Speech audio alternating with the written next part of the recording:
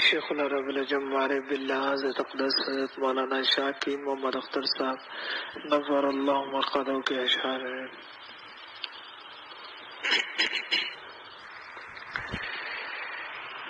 میرا کوئی نہیں آہ تیرے سوا، اے خدا اے خدا اے خدا اے خدا، میرا کوئی نہیں آہ تیرے سوا، اے خدا اے خدا اے خدا اے خدا۔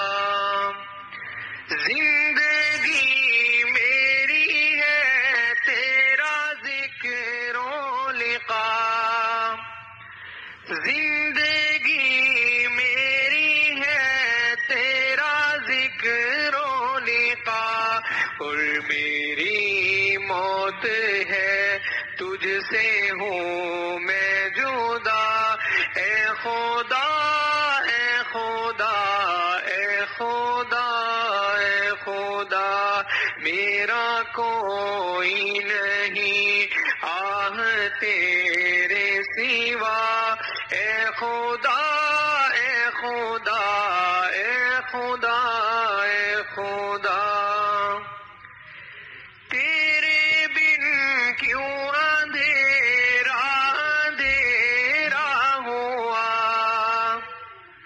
تیرے بن کیوں اندھیرا اندھیرا ہوا، میری دنیا کا شمس و قمر کیا ہوا، میری دنیا کا شمس و قمر کیا ہوا، میرا کوئی نہیں۔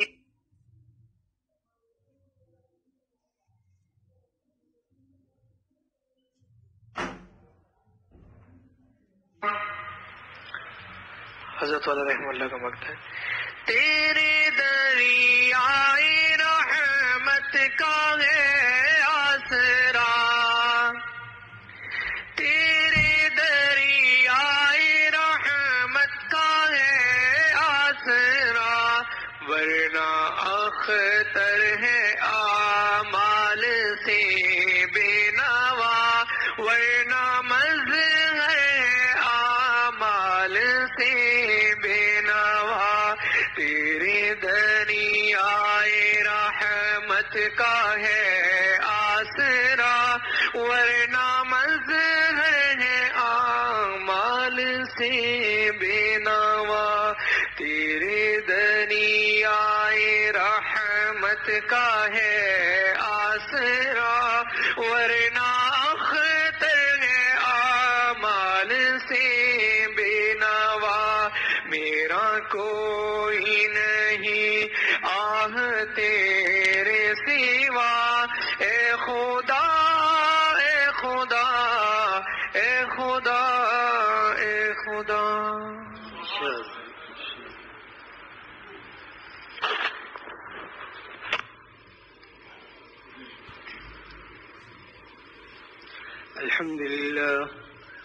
الحمد لله وكفى وسلام على عباده الذين اصطفى، أما بعد فاعوذ بالله من الشيطان الرجيم، بسم الله الرحمن الرحيم، إن الذين تدعون من دون الله لن يخلقوا ذبابا ولو اجتمعوا له۔ اللہ رب العزت نے قرآن کریم کے اندر اپنی ربوبیت اور اپنی طاقت کو مختلف انداز میں بیان کیا۔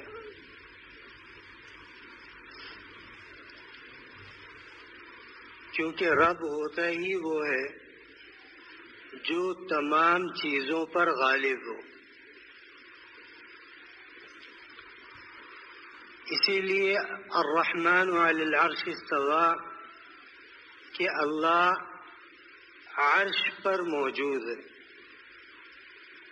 لیکن سوال یہ پیدا ہوتا ہے کہ اللہ کا نہ ہاتھ ہے نہ پیر ہے، کچھ بھی نہیں ہے، تو اس کا مطلب کیا ہوا؟ فرمایا اس کا مطلب یہ ہے کہ اللہ نے نسبت ظاہر فرمائی،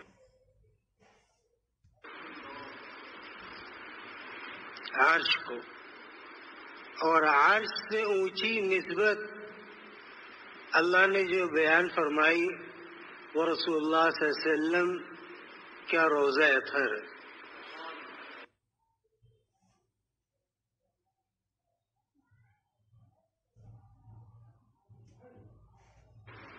کہ اس کا درجہ عرش سے بھی اونچا ہے، کیونکہ وہاں نسبت ہے اور یہاں خود سرکار دو عالم صلی اللہ علیہ وسلم، تو ایک جگہ تو اتصال ہے اور ایک جگہ نسبت ہے۔ تو جہاں اتصال ہے اس کو تمام علماء نے لکھا ہے کہ عرش سے اونچی جگہ جو ہے وہ آپ علیہ الصلوۃ والسلام جس جگہ لیٹے ہوئے آرام فرما ہے وہ جگہ سب سے اعلیٰ ہے دنیا کے اندر۔ اسی لیے ہمارے اکابرین حضرت شیخ الحدیث مولانا زکریا صاحب رحمہ اللہ نے لکھا ہے کہ میں نے اپنی زندگی میں رسول اللہ صلی اللہ علیہ وسلم کے دو طرف صلاۃ والسلام پڑھا جاتا ہے، ایک چہرے کی طرف اور ایک پاؤں کی طرف۔ فرمایا میں نے اپنی پوری زندگی میں صرف 2 مرتبہ سامنے سے پڑھا ہے، ورنہ میں یہی سوچتا تھا کہ آپ صلی اللہ علیہ وسلم کے سامنے کیا منہ لے کر کے جاؤں۔ حالانکہ عالم بھی تھے، علم بھی تھا، سب کچھ تھا، لیکن حقیقت ان کے سامنے کھل گئی کہ اللہ یا رسول اللہ، اللہ کے نبی کے سامنے جانا ہے تو پاؤں کی طرف سے پڑھتے تھے اور وہیں سے تشریف لے جاتے تھے، لیکن سامنے ہندوستان کے ایک عالم آ گئے تو انہوں نے کہا چلو صلاۃ السلام کے لیے چلتے، تو حضرت شیخ ان کے ساتھ تشریف لے گئے۔ فرمایا میں کسی کے ساتھ جاتا ہوں، اکیلا نہیں جاتا، اور وہاں کھڑے ہو کر یہ دعا کرتا ہوں کہ اللہ یا رسول اللہ مجھے نہ دیکھیے، میں آپ کے محبوب کے ساتھ آیا ہوں، اس کے صدقے میں مجھے میرا بھی درود السلام قبول فرما لیجیے۔ نسبت مٹی سے ہو تو بھی وہ مٹی اونچی ہو جاتی، اور اللہ نے دنیا میں جتنی بھی چیزیں بنائی سب مٹی سے بنائی، یہاں تک کہ حتیٰ کہ انسان کو بھی مٹی سے بنائے، لیکن تمام انسانیت سب کے اوپر جو فوقیت دی اللہ نے وہ انسان کو دی۔ اس کا کھانا مٹی ہے، اس کا پینا مٹی ہے، اس کا گھر مٹی کا بنا ہوا ہے، اس کے ارد گرد جو حوائجات جو ضروریات اس کی ہیں وہ سب کی سب مٹی سے بنی ہوئی۔ تو فرمایا دیکھو مٹی سے دل نہ لگانا، کیونکہ تم بھی اسی سے بنے ہو، اور ہم نے تمہیں مٹی سے بنا کر کے اگر تم نے تقوی اختیار کیا تو ہم تمہارے دل کے اندر اپنی محبت کا موتی رکھ دیں گے۔ دادا جان رحمۃ اللہ علیہ نے فرمایا کہ ہرن تو سب ہرن ہی ہوتے ہیں، لیکن جس ہرن کی ناف میں مشک ہوتا ہے وہ ہرن سوتا نہیں ہے، کھڑے کھڑے ہی اونگ لیتا، کہ اس کو معلوم ہے کہ اس کی ناف میں مشک ہے۔ تو فرمایا جس انسان کے دل میں اللہ تعالی اپنی محبت کا موتی رکھ دیتے ہیں تو پھر خلقت اس کے پاس آتی نہیں، بھیجی جاتی ہے۔ لوگ آتے نہیں ہیں، لوگوں کو بھیجا جاتا ہے۔ میں آیا نہیں لایا گیا ہوں، محبت دے کے تڑپایا گیا ہوں، سمجھتا لاکھ اسرار محبت، نہیں سمجھا میں سمجھایا گیا ہوں۔ تو ہمارے اکابرین نے ہمیشہ نسبت دیکھی کہ نسبت کیا ہے۔ جیسا والد صاحب فرماتے ہیں کہ 3 بلاک ہوں، ایک کو بیت الخلاء میں لگا دیں تو وہ بھی مٹی سے بنا ہوا ہے، تو لیکن بیت الخلاء میں لگنے کی وجہ سے جو اس کی قیمت تھی وہ بھی گر گئی، اور ایک کو رسول اللہ صلی اللہ علیہ وسلم کی مسجد نبوی میں لگا دیں میں اس کی قیمت بڑھ گئی۔ کیوں؟ اصل سے قریب ہو گیا۔ ایک کو بیت اللہ کے اندر لگا دے ویسے طرح، ایک کو بیت اللہ میں لگا دے، فرمایا وہ اور اصل سے قریب ہو گیا، اس کی قیمت اور زیادہ ہو گئی۔ اسی طرح انسان تو سب ہیں، لیکن ایک انسان کو اللہ سے نسبت ہو جاتی، جب نسبت مع اللہ کا موتی اس کے دل میں آتا ہے تو وہ ہوتا تو انسانی ہے، لیکن اللہ کے ہاں اس کا درجہ کچھ اور ہوتا۔ بوجہ کیا؟ اس نے اپنی حرام آرزوؤں کا خون کر لیا۔ جب حرام آرزو سے کا خون کیا، تقوی اختیار کیا، حلال اور حرام میں تمیز کی، تو اللہ تعالیٰ اسی مٹی کی نسبت اپنی طرف کر دیتے۔ یا ایتھا النفس المطمئنہ، اے وہ جان جس کو اللہ کے نام سے سکون ملتا تھا، ارجعی الی ربک، لوٹ آ تو اپنے رب کی طرف، راضیۃ مرضیہ، وہ بھی تجھ سے راضی ہے اور تو بھی اس سے راضی۔ آگے فرمائے فادخلی فی عبادی وادخلی جنتی، جاؤ میرے نیک بندوں میں داخل ہو جاؤ۔ اور دوسرا جنت کو مؤخر بیان فرمایا، جنت میں داخل ہو جاؤ۔ دادا فرماتے تھے رحمت اللہ علیہ کہ حضرت شاہ عبد الغنی صاحب پھوپھوری رحمت اللہ علیہ نے فرمایا کہ لوگ یہ سمجھتے ہیں کہ اس دنیا میں ہی نیک لوگوں کے ساتھ رہ لو، آخرت میں تو آزادی آزادی ہے۔ فرمایا اس آیت میں اللہ نے بتایا فادخلی فی عبادی، اس دنیا میں جس طرح تمہیں سکون ملتا ہے آخرت میں بھی اللہ والوں سے دور نہیں رہ سکتا۔ پہلے اللہ والوں کے ساتھ جائے، وادخلی جنتی، جنت کو بعد میں بیان فرمائے۔ کیوں؟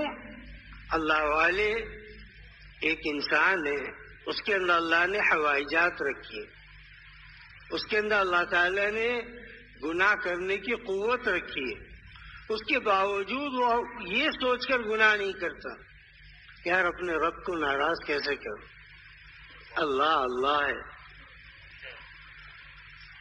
اس کو کیسے ناراض کروں۔ فرمایا اسی کا نام تقوی ہے، اور اسی راہ پر چلتے چلتے وہ اس دنیا سے چلا گیا۔ تو 100 سال کی زندگی ہے، 110 سال کی زندگی ہے، جو بہت زیادہ جیے، تو 110 سال کی زندگی میں سے بلوغت کے 18 سال نکال دے تو 102 سال رہ جاتے، پھر دوسرے کام ہوتے۔ اللہ فرماتے فارغ ہو اور تمہارا تعلق مجھ سے رہنا چاہیے۔ جب تعلق قائم ہو گیا تو پھر اللہ تعالی اس کی برکت سے، اور تعلق کیسے قائم ہوگا؟ جن کا تعلق قائم ہے ان کی صحبت میں رہو۔ انسان انجینئر بننا چاہتا ہے، انجینئر کی کلاس الگ ہے، ڈاکٹر بننا چاہتا ہے اس کا شعبہ الگ ہے، پائلٹ بننا چاہتا ہے اس کا شعبہ الگ ہے، اللہ والا بننا چاہتا ہے ہمیں اللہ والوں کی صحبت ملے، ان کی صحبت کی برکت سے کیا ہوگا کہ انسان کے لیے گناہ چھوڑنا آسان نہیں فرماتے تھے بلکہ مزیدار ہو جاتا کہ میں اللہ کے لیے گناہ چھوڑ رہا ہوں، اگر غم اٹھایا ہے تو اللہ کے لیے اٹھائے، جب اللہ کے لیے کوئی کام کیا جاتا ہے تو اللہ تعالیٰ بندے سے محبت نہیں کریں گے۔ 1% محبت دنیا کے اندر تقسیم ہوئی، 99% محبت اللہ نے اپنے پاس رکھی، 99%۔ آج جو ہم گناہ کر کے کھاتے بھی ہیں، پیتے بھی ہیں، سوتے بھی ہیں، اٹھتے بھی ہیں، بیٹھتے بھی ہیں، لیٹتے بھی ہیں، سلیم الاعضاء بھی ہیں، کوئی بیماری بھی اللہ نے نہیں دی، تو یہ کیا چیز ہے؟ یہ اللہ کی طرف سے۔ کفار کو تو سب کچھ دیا لیکن ان کے دل کے اندر اطمینان موجود نہیں ہے، اور دنیا کا معاملہ اور اصول بھی یہی ہے۔ آپ کسی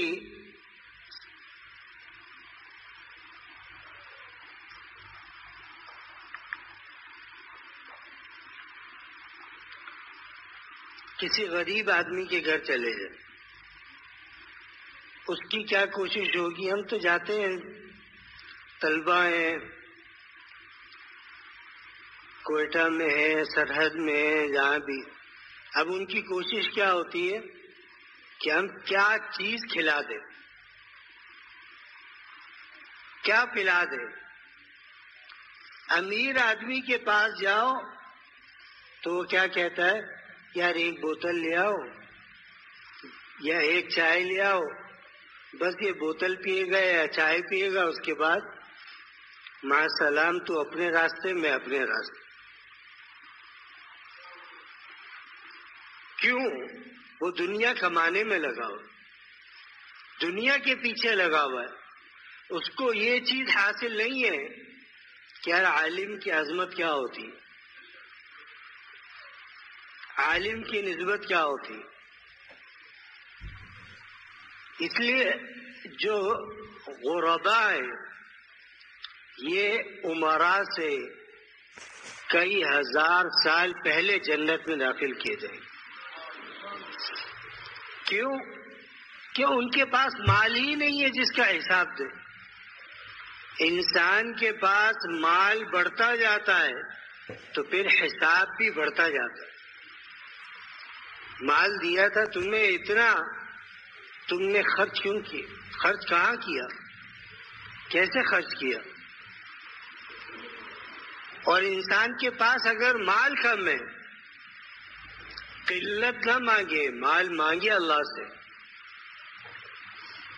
لیکن وہ مال مانگے جس سے انسان اللہ سے غافل نہ ہو، تو مال بھی جنت۔ حضرت سلیمان علیہ السلام کو اللہ نے بادشاہت عطا فرمائی، یہاں تک کہ ہوا بھی تابع، جنات بھی تابع، سمندر اور پانی بھی تابع، لیکن اس بادشاہت میں سلیمان علیہ السلام نے اللہ کا نبی بن کر کے دکھایا۔ اگرچہ سب کچھ تھا، بیت المقدس کی جب تعمیر ہو رہی تھی سلیمان علیہ السلام عصا لے کر کے کھڑے تھے، تو جنات ڈرتے تھے کہ کہیں پٹائی نہ ہو۔ اب وہ موقع آ گیا کہ ہم ڈرتے ہیں جنات سے پٹائی نہ ہو، تو سلیمان علیہ السلام کھڑے رہے، جنات کام کرتے رہے۔ اب من جانب اللہ کیا ہوا کہ سلیمان علیہ السلام کا انتقال ہو گیا، لیکن وہ لکڑی کے سہارے کھڑے تھے، کھڑے ہی رہے۔ اور جنات اس خوف سے کام کرتے رہے کہ سلیمان علیہ السلام دیکھ رہے، یہاں تک کہ ان کی ڈنڈی کو جب عصا کو دیمک نے کھانا شروع کیا اور وہ ٹوٹ گئی اور سلیمان علیہ السلام گر گئے، تو انہوں نے کہا یار ہم تو خامخواہ ڈر کے مارے جو ہے کام کر رہے تھے، یہ تو بہت پہلے کے جا چکے اس دنیا سے۔ تو دادا فرماتے تھے کہ نبوت جب بادشاہت کے ساتھ جمع ہو سکتی ہے تو ولایت مال کے ساتھ بھی جمع ہو سکتی ہے۔ لیکن کیا ہے، دنیا کی مثال جو دی گئی ہے حضرت رومی رحمۃ اللہ علیہ نے دی ہے کہ جس طرح پانی ہے اس کے لیے اوپر کشتی چلتی ہے، کشتی کے جہازوں کے جو سمندر میں بڑے بڑے آئل کے جہاز آتے ہیں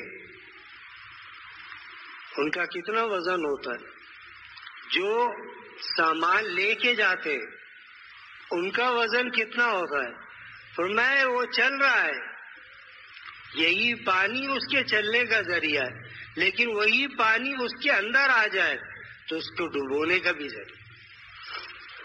تو میں دنیا کی محبت تو رکھو لیکن اس کو باہر رکھو، دل میں داخل نہ ہونے دو، دل میں داخل ہو گئی تباہ کر دی، پھر انسان میں حب جاہ بھی آئے گا، حب باہ بھی آئے گی۔ تم نے میرے ساتھ ایسی بات کی، تمہاری حیثیت کیا ہے، تمہاری حقیقت کیا ہے؟ حقیقت ہر انسان کی ایک ہی ہے کہ انسان مٹی سے بنا ہوا ہے۔ دیکھیں مالداری ہے وہ الگ چیز ہے، کسی کے پاس مال آ گیا وہ غریب کو کیا سمجھتا ہے، یہ کچھ بھی نہیں ہے، اس کے پاس کیا ہے۔ ایک انسان ہے اس کے پاس مال نہیں ہے، وہ سب کے ساتھ محبت سے رہتا ہے۔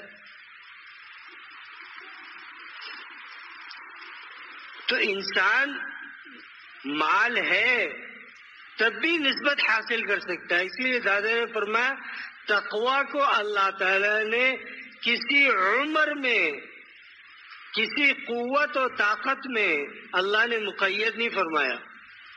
اللہ نے فرمایا تم 100 سال کے ہو جاؤ اور ایک بار توبہ کرو متقی بن جاؤ تو بھی ہمارے دوستوں میں شامل۔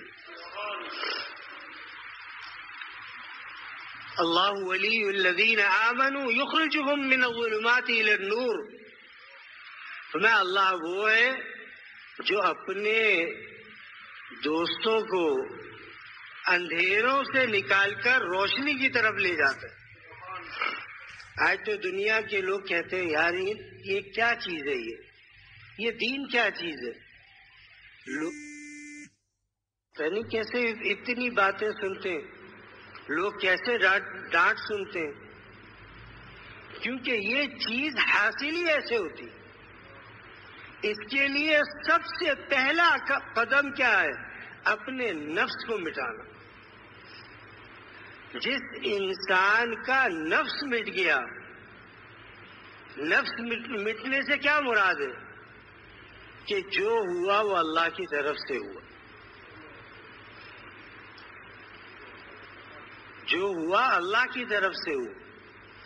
قل لن یصیبنا الا ما كتب اللہ لنا، اللہ رب العزت فرماتے ہیں کہ محمد صلی اللہ علیہ وسلم آپ اعلان کر دیجئے کہ کوئی ضرر ہمیں نہیں پہنچا سکتی مگر وہ کہ اللہ نے ہمارے لیے لکھی ہو۔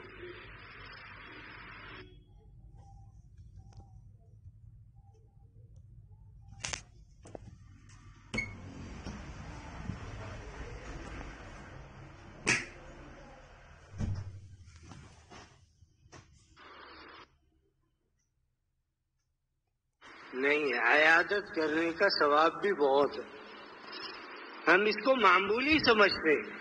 بہت سی نیکیاں ایسی ہیں جن کو ہم معمولی سمجھتے ہیں، لیکن اللہ کیا اس کا صلہ بہت بڑا ہوتا ہے۔ کس نیکی پر اللہ تعالیٰ بخش دے۔ ایک حدیث میں نے پڑھی کہ ابھی کہ قیامت کے دن ایک بندہ آئے گا اللہ کے سامنے، اللہ تعالیٰ اس کو بلائیں گے ادھر آ، اور اپنی رحمت کی چادر سے اس کو ڈھک دیں گے. سب کے سامنے حساب نہیں ہوگا، وہ رحمت کی چادر کے اندر ہوگا. اللہ فرمائیں گے تو نے یہ گناہ کیے تھے؟ کہ اللہ ہوئے تھے، کیے میں نے، یہ کیا یہ کیا یہ کیا یہ کیا یہ کیا، اللہ سب کی. فرمایا جا جنت کے اندر، تو نے تسلیم کر لیا تو نے غلطی کی ہے،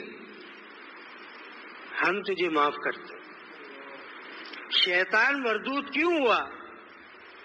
اس نے کہا کہ میں آدم کو سجدہ کروں گا. میں کیوں سجدہ کروں آدم کو، آدم علیہ السلام کو؟ اس نے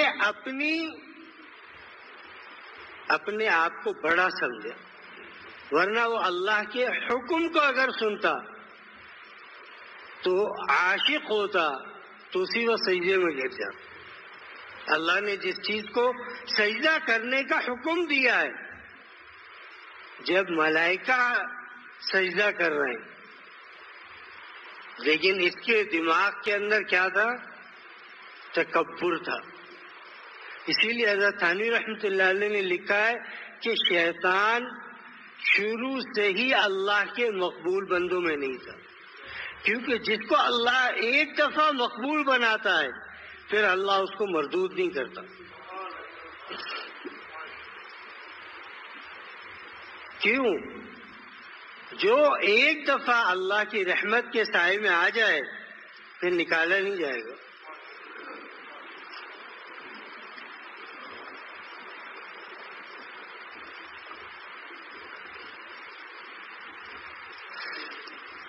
تو بس یہی ہے تقویٰ. تقویٰ لوگ سمجھتے ہیں بڑا مشکل کام ہے، بڑا پہاڑ توڑنا ہوگا. نہیں، جو اہل تقویٰ ہیں ان کی صحبت میں جاؤ. اگر ایک منٹ کا بھی وقت ملے تو وہاں جا کر کے خاموشی سے بیٹھو، 1 منٹ کے بعد اٹھ کر نکل جاؤ. آپ اپنی زندگی کے اندر، ہم اپنی زندگی میں خود دیکھیں گے کس طرح تغیر اور تبدیلی آ رہی ہے. آپ کہتے ہیں ہم دوسروں کے پاس کیوں جائیں؟ ہمیں کیا ضرورت ہے؟ جب اللہ نے کتاب نازل کر دی، حدیث پاک موجود ہے ہمارے پاس، یہ ہماری نجات کے لیے کافی ہے. اگر نجات اسی پر موقوف ہوتی تو اللہ تعالیٰ قرآن کریم ہر گھر میں اتار دیتے، فرماتے پڑھو اور نجات حاصل کر لو. انبیاء کو نہیں بھیجتے. انبیاء علیہ السلام پر وحی بالتدریج آہستہ آہستہ آتی تھی. کوئی کام ہوا تب اللہ تعالیٰ نے وحی نازل فرمائی.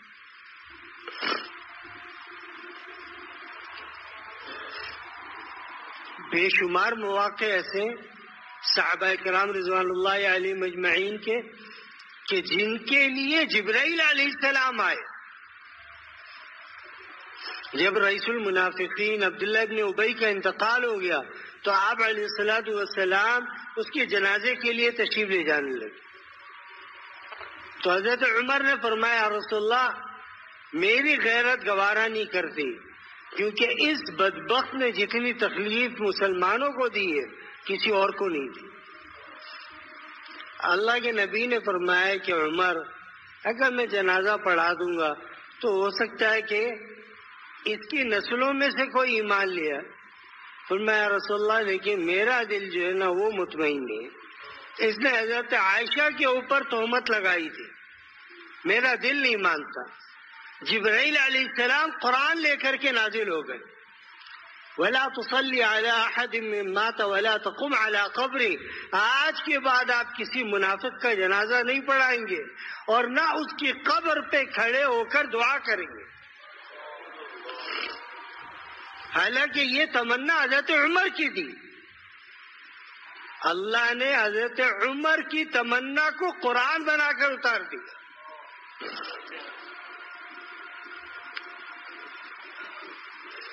خندق کے موقع پر گرمی زیادہ تھی اور خندق کا معرکہ بھی سب سے بڑا معرکہ تھا. تو مشرکین نے اور منافقین نے کیا کہا کہ میاں گرمی میں کہاں جا رہے ہو؟ فرح المخلفون بمقعدهم خلاف رسول اللہ وکرہوا ان یجاہدوا باموالہم وانفسہم فی سبیل اللہ، کہ وہ لوگ خوش ہو رہے تھے جو رسول اللہ صلی اللہ علیہ وسلم کے پیچھے رہ گئے کہ وہ اپنی جان و مال سے اللہ کے راستے میں جہاد کرتے. اللہ نے ارشاد فرمایا قل نار جہنم اشد حرا، فرمایا دنیا کی تم گرمی برداشت کر لو گے لیکن جہنم کی گرمی برداشت نہیں کر سکتے.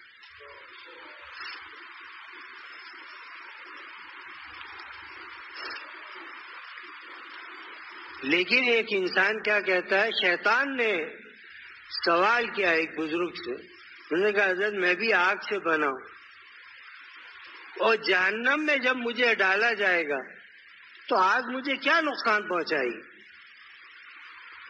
بھئی آگ کو آگ میں ڈالو، آگ کیا نقصان پہنچائے گی؟ انہوں نے فرمایا دیکھ انسان مٹی سے بنا ہے اور تو اس کو مٹی کا ڈھیلا مار، اس کو تکلیف پہنچے گی؟ کہا جی. فرمایا اسی طرح تیرا حال ہے،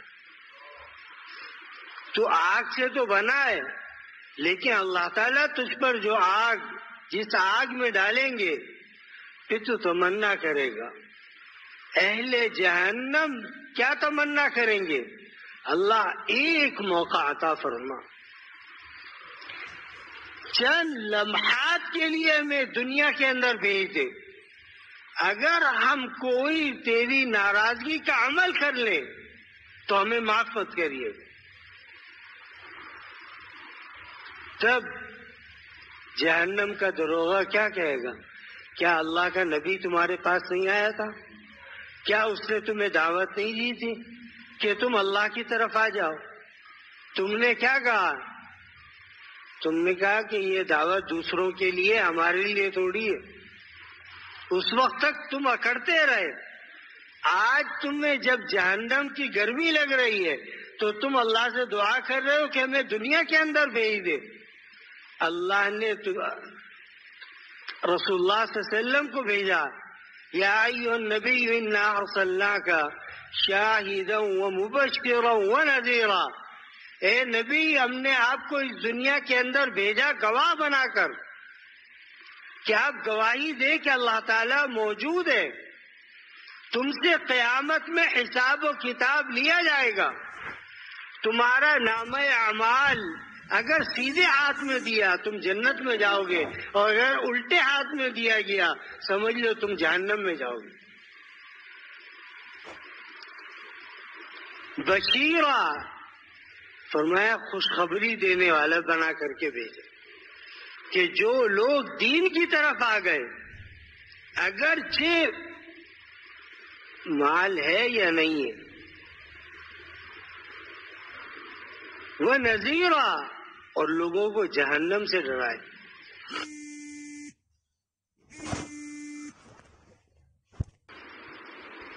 تو رسول اللہ صلی اللہ علیہ وسلم قرآن جب تلاوت کرتے تھے تو جہاں جنت کی آیت آتی تو آپ خوش ہوتے، اور جب جہنم کی آیت آتی تو اللہ کے نبی رونا شروع کرتے. تو صحابہ نے پوچھا یا رسول اللہ آپ تو بخشے بخشائے کیوں رو رہے؟ فرمایا اسی کے اندر میری امت کو ڈالا جائے گا. میں تمہیں کھینچتا ہوں کہ تم جنت کی طرف آ جاؤ، لیکن افسوس ہے کہ تم بھاگ کر پھر جہنم کی طرف چلے جاتے. اس لیے قیامت کے دن رسول اللہ صلی اللہ علیہ وسلم کیا فرمائیں گے؟ یا رب امتی امتی، اے اللہ میری امت میری امت. تو اللہ تعالیٰ کیا فرمائیں گے؟ عبادی عبادی عبادی، میرا بندہ میرا بندہ میرا بندہ. کیوں؟ رسول اللہ صلی اللہ علیہ وسلم اس امت کے لیے بھیجے گئے جس میں ہم ہیں. تو اللہ کے نبی کیا فرمائیں گے؟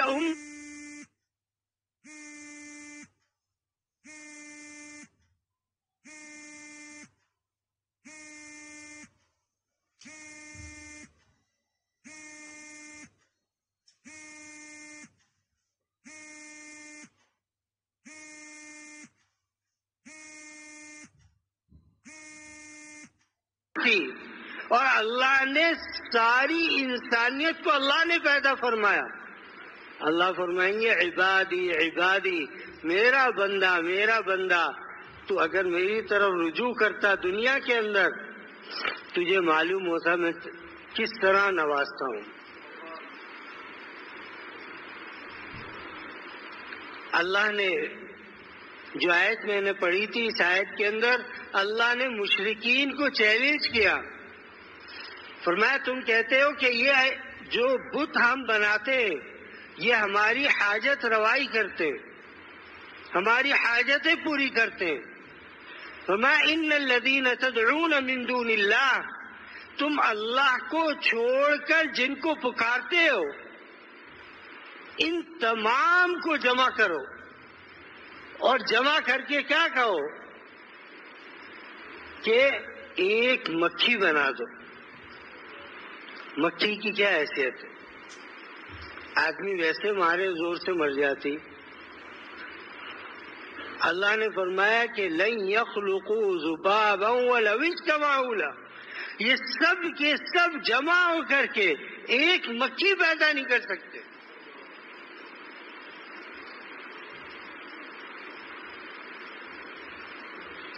تو میں سب کو جمع کرو، ان سے کہو ایک مکھی بنا دو. پھر عقل انسانی کام نہیں کرتی کہ جس کو انسان خود اپنے ہاتھ سے بنائے اور پھر اسی کی پوجا کرے، اسی کو پکارے. اللہ نے فرمایا یہ کون سا ہے کہ جس کو تم نے مٹی سے بنایا، جو اپنے اوپر گری ہوئی مٹی کو خود صاف نہیں کر سکتا، وہ تمہیں کیا صاف کرے گا؟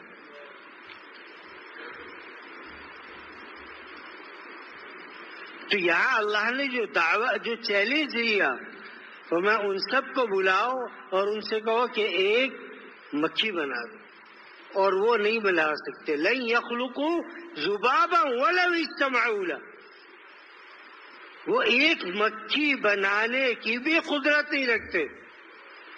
اللہ رب العزت نے ساتوں زمین ساتوں آسمان بنائے، عرش و کرسی بنائی. اللہ کے خزانے میں کوئی کمی ہوئی؟ نہیں. اللہ پانی برساتا ہے، اللہ کے خزانے میں کمی ہو جاتی؟ نہیں ہوتی. اللہ مریضوں کو شفا دیتا ہے، اسی لیے فرمایا کہ اللہ سے عافیت مانگو. حضرت عبداللہ بن عباس، حضرت عباس رضی اللہ تعالی عنہ رسول اللہ صلی اللہ علیہ وسلم کے چچا ہے. فرمایا کہ اے بھتیجے، مجھے کوئی خاص دعا بتلا جو میرے لیے، یعنی چچا اور بھتیجے کا رشتہ کیا ہوگا، یعنی میرے لیے خاص ہو. فرمایا اللہ سے عافیت طلب کر. حضرت عباس نے سن لیا، دعا کرنی شروع کر.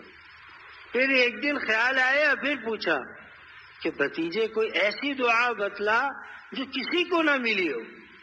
فرمایا اللہ سے عافیت طلب کر، کیونکہ ایمان کے بعد سب سے بڑی نعمت عافیت. ایک انسان عافیت کے اندر ہے، ایمان کے بعد سب سے بڑی دولت اس کو ملی. کوئی تکلیف نہیں ہے، کوئی پریشانی نہیں. اور جب انسان کا تعلق اللہ سے ہے، پھر وہ انسان کیا کہتا ہے، اگر مشکل آئی بھی ہے تو اللہ کی طرف سے آئی. حکم دیا گیا کہ اگر بیمار ہو جاؤ تو علاج بھی کرو اور دعا بھی کرو. کہ اللہ مجھے شفا دے دے، میرے اندر قوت اور قدرت نہیں ہے کہ میں اس بیماری سے بچ سکوں۔ اللہ کو قدرت ہے کہ اللہ بیمار کو بھی شفا عطا فرما سکتے، لیکن مانگنے والا ہاتھ اور مانگنے والا دل ہونا چاہیے۔ جب انسان مانگنے والا بن جائے، آج لوگ دنیا سے مانگتے ہیں، دوسرے ملکوں سے مدد طلب کرتے ہیں، انسان سے سوال کرتا ہے، تو انسان اگر وہی سوال اللہ سے کرے، اللہ عطا نہیں فرمائے گا۔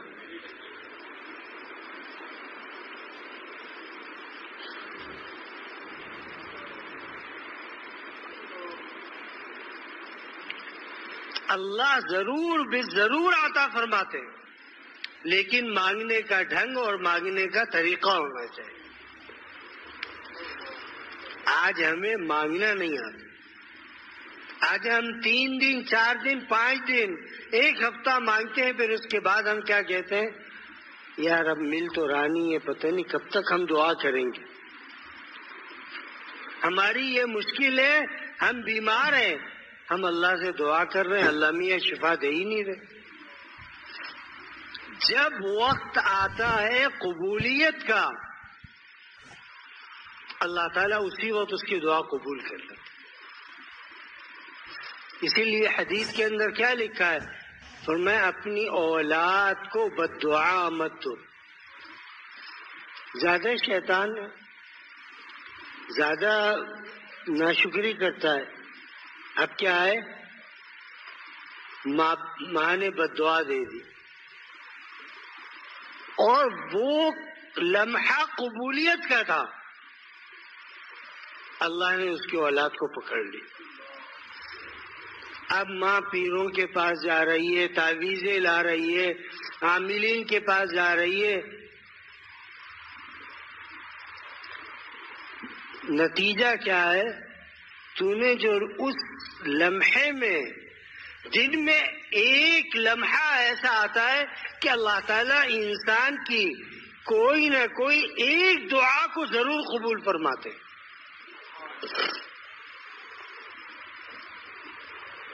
24 گھنٹے انسان کے لیے دن بنایا، چلو رات کو تو سو گیا، دن میں اللہ سے کیا کہتا رہے؟ اللہ مجھے معاف فرما دیجیے، یا اللہ مجھے معاف فرما۔ ایک لمحہ ایسا آئے گا دن میں جب اللہ تعالیٰ سے اس نے کہا، ادھر کہا ادھر قبول ہو گیا۔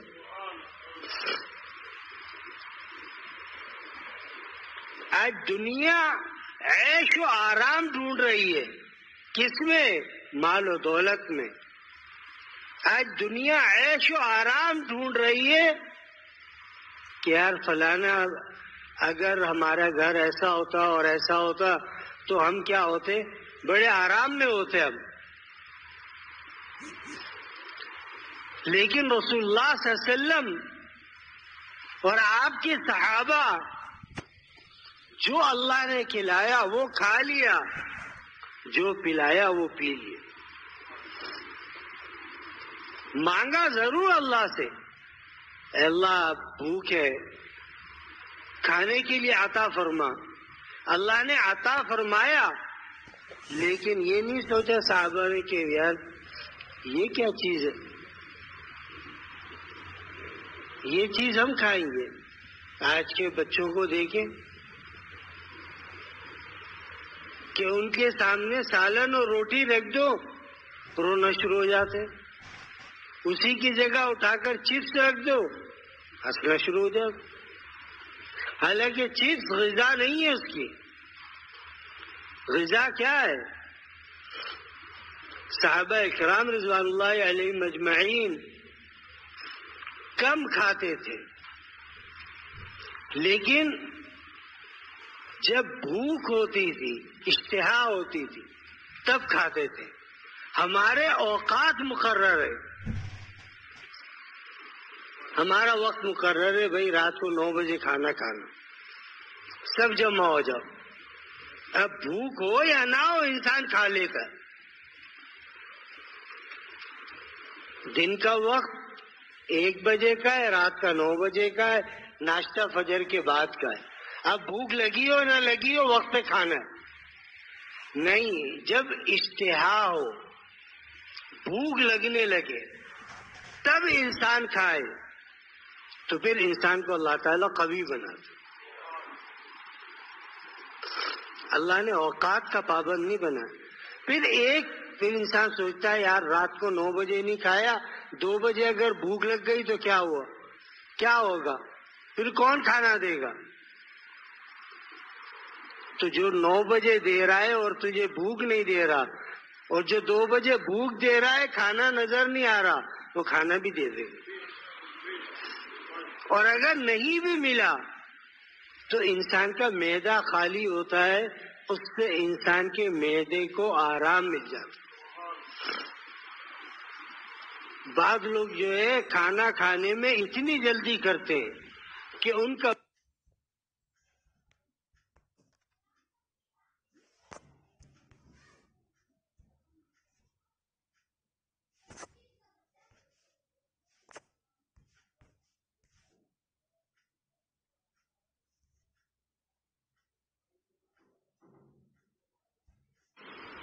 بس اس کو بھرنا ہے، کسی بھی طرح بھرے اس کو. نہیں، اللہ نے کھانے کے لیے دیا ہے تو انسان کتنا کھائے، جتنا ہضم کر سکتا. اسی لیے کیا فرمایا، پیٹ کے 3 حصے کرو، ایک حصہ پانی کے لیے، ایک حصہ کھانے کے لیے، اور ایک حصہ ہوا کے لیے. آج ہم رسول اللہ صلی اللہ علیہ وسلم کی باتوں پر عمل ہی نہیں کرتے، ہمیں خیال ہی نہیں ہوتا. جب ہم دسترخوان پر بیٹھتے ہیں یا کسی شادی میں چلے گئے، اب کھانا کھلنے کا انتظار ہے. وہاں کو انسان یہ سوچتا ہے یار ایک حصہ جو ہے کھانے کا ہے، ایک پانی کا ہے، ایک ہوا کا ہے. جو انسان کے ہاتھ میں جو آتا ہے وہ گھسیٹ لیتا ہے. اب کھایا جائے یا نہ کھایا جائے تو اس کا کیا نتیجہ نکلتا ہے کہ پھر آدھا کھایا کھا یار پیٹ بھر گیا، بہت گھی اور تیل ڈالا ہے، پکانے والے نے یہ بہت ثقیل ہے، اس کو ہٹا دو. اب وہ کیا ہوتا ہے، پھر جمع کیا جاتا ہے، کچرے میں پھینکا جاتا ہے. جب کچرے میں جائے گا اللہ کی وہ نعمت، خاص طور پر اللہ کی یہ نعمت رزق جو ہے، یہ اللہ تعالیٰ جب عطا فرماتے تو عطا فرماتے، اور جب چھین لیتے پھر انسان کی نسلوں میں بھی رزق نہیں آتا.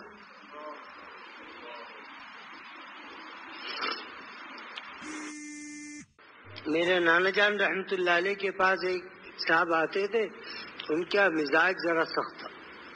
تو جب کھانا کھا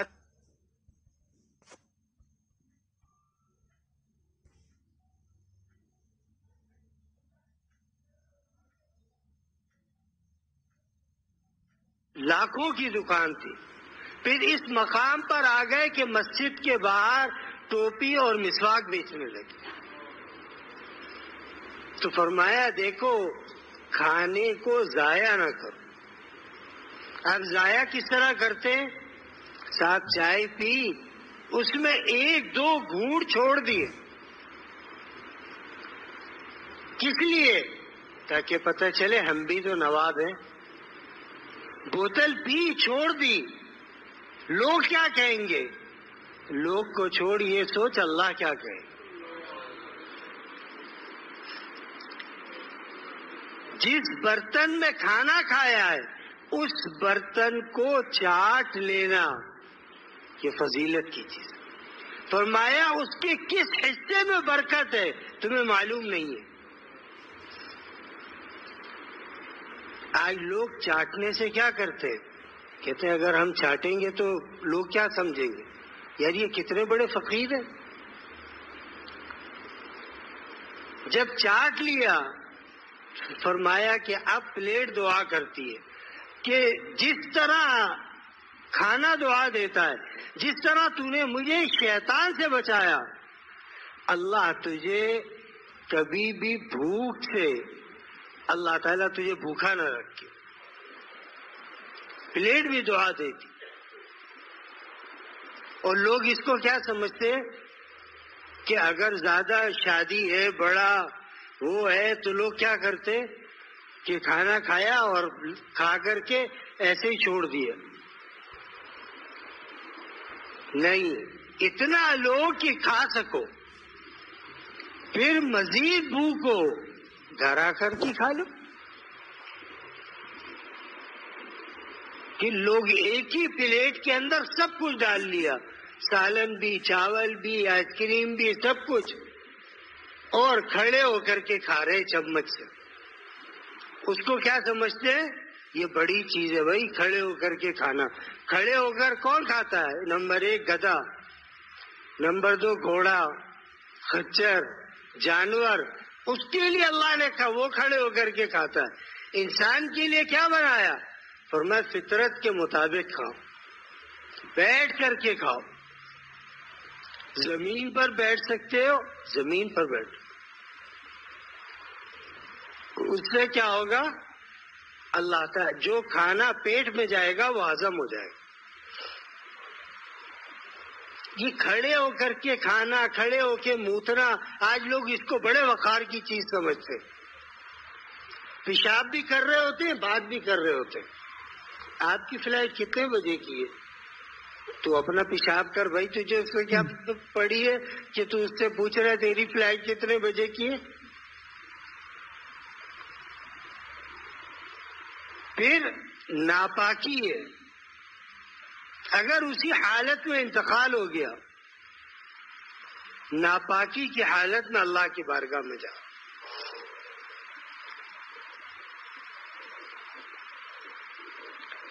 تو یہ ہمارے سارے دنیا کے کیا ہے؟ یہ ہماری روز و شب ہم یہ چیزیں دیکھتے ہیں یا نہیں دیکھتے؟ کسی کی شادی میں گئے، کسی کی دعوت میں گئے، اب وہاں پر کیا ہے؟ کھانا پھینکا جا رہا ہے، کھانا ضائع کیا جا رہا ہے۔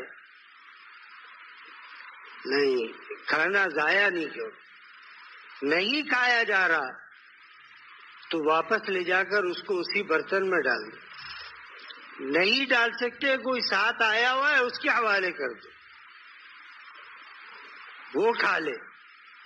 ورنہ جن کو رزق نہیں ملتا، جب اللہ چھین لیتا ہے، تو ہم میں سے اکثر کافی لوگوں نے دیکھا ہوگا کہ لوگ کوڑے کے اندر سے کھانا تلاش کر رہے ہوتے ہیں، نہیں ایسا؟ اب وہ کیا ہے؟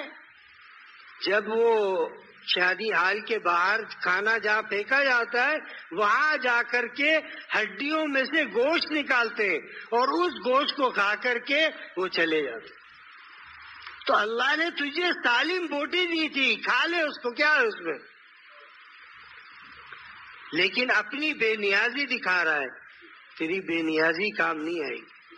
اللہ کی نعمت کی قدر کرے، جو بھی نعمت ہے، صحت کی نعمت ہے، اللہ تیرا شکر ہے کہ تو نے صحت عطا فرمائی، کوئی بیماری نہیں ہے، کھانے کے لیے دیا۔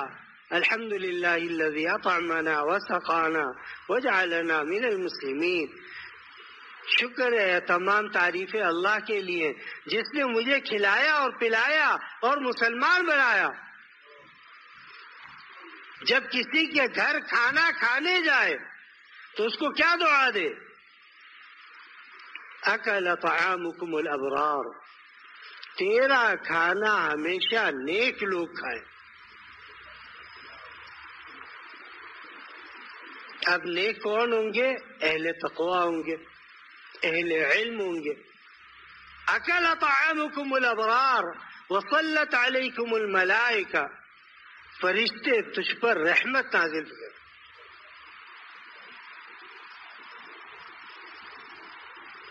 آج لوگ نہ دعا یاد ہے، نہ کچھ یاد ہے، کھایا پیا, کہا بھائی مجھے بڑا سخت کام ہے, بہت ضروری, بس میں یہاں آ گیا ہوں, 2-3 لقمے لوں گا میں چپل پہن کر کے, اس کے بعد میں نکل جاؤں گا جلدی سے. نہیں, اس سے کیا ہے, جب آپ اس کو دعا دیتے ہیں اس کے دسترخوان پر نیک لوگ آتے, اور آج یہ دعا لوگوں کو یاد بھی نہیں ہے. وَأَفْطَرَ عِنْدَكُمُ الصَّائِمُونَ, اور تیرا دسترخوان ایسا ہو جس پر روزے دار آ کر روزہ کھولے. کتنی بڑی چیز ہے. آج ہمارے یہاں رمضانوں میں نہیں ہوتا کہ کوئی اگر کھڑا ہوا ہے تو انسان کیا کہتا ہے, ارے بیٹھ جائے یہاں پر پانی پی لے, تھوڑا میں کھا لوں تھوڑا تو کھا لے. لیکن دعا موجود ہے کتابوں کے اندر, لیکن پڑھتے نہیں. تو حضرت والا ہردوئی رحمت اللہ علیہ جدہ میں ایک دفعہ حضرت کی دعوت تھی, کھانا کھایا تو حضرت نے فرمایا اکل طعامکم الابرار. تو حضرت کا نام ہی مولانا ابرار الحق صاحب تھا. یہ تو ایک صاحب نے سوچا شاید ہر انسان کو اپنا نام لگانا ہے, تو انہوں نے اپنے نام سے دعا پڑھی. حضرت نے فرمایا اکل طعامکم الابرار سے مراد کیا ہے کہ تمہارے دسترخوان پر نیک لوگ کھائیں. کیوں؟ جب وہ کھائیں گے تو ان کے اندر نیکی کی قوت پیدا ہوگی. فاسق اور فاجر کھائے گا تو کیا ہوگا, اس کا فسق و فجور بڑھتا جائے گا, تمہارے کھانے کا کوئی فائدہ نہیں. تو اللہ, یہ وہ چیزیں میں وہ بیان کرتا ہوں کہ جو چیزیں ہمارے معاشرے میں عام ہیں لیکن لوگ اس سے پھر بھی نہیں بچتے. اللہ ہم سب کو اس کے اوپر عمل کی توفیق عطا فرمائے, اور جو رزق اللہ نے عطا فرمایا اللہ اس رزق کی بھی قدر کرنے کی توفیق عطا فرمائے. لقمہ گر جائے لوگ نہیں اٹھاتے, نہیں اٹھاتے. حضرت سعد بن ابی وقاص رضی اللہ تعالی عنہ کفار کے پاس گئے, حالانکہ اس زمانے کے اندر نہ مرغیاں تھی نہ یہ سب کچھ تھا, کھانا ملا. تو حضرت سعد بن ابی وقاص نے آگے ہاتھ بڑھا کر اس کو اٹھایا. صحابی نے کہا کہ اس کو چھوڑ دیں, یہ لقمہ یہ لوگ کیا سمجھیں گے کہ ہم کتنے غریب ہیں. فرمایا ان بیوقوفوں کی وجہ سے میں اپنے نبی کی سنت چھوڑ دوں, میں کھاؤں گا. لقمہ زمین پر گر گیا, اس کو صاف کرا, صاف کر کے کھا لیا. پھر جب لقمہ بند ہو جاتا ہے پھر انسان کیا کہتا ہے, حضرت دعا کریں ہمارا تو رزق تنگ ہو گیا. تنگ تم نے خود کیا ہے.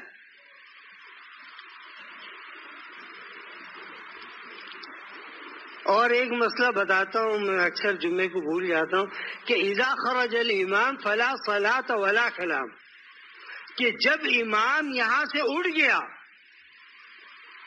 اب کوئی انسان کسی سے کلام نہیں کر سکتا, نہ نماز پڑھ سکتا ہے. یہاں تک فقہاء نے لکھا ہے کہ کسی کو اشارے سے یہ نہیں کہہ سکتا کہ وہ آدمی جو ہے ٹانگ ہلا رہا ہے اس کو کہہ فرمایا نہیں, یہ مسئلہ ہے, یہ مسئلہ موجود ہے.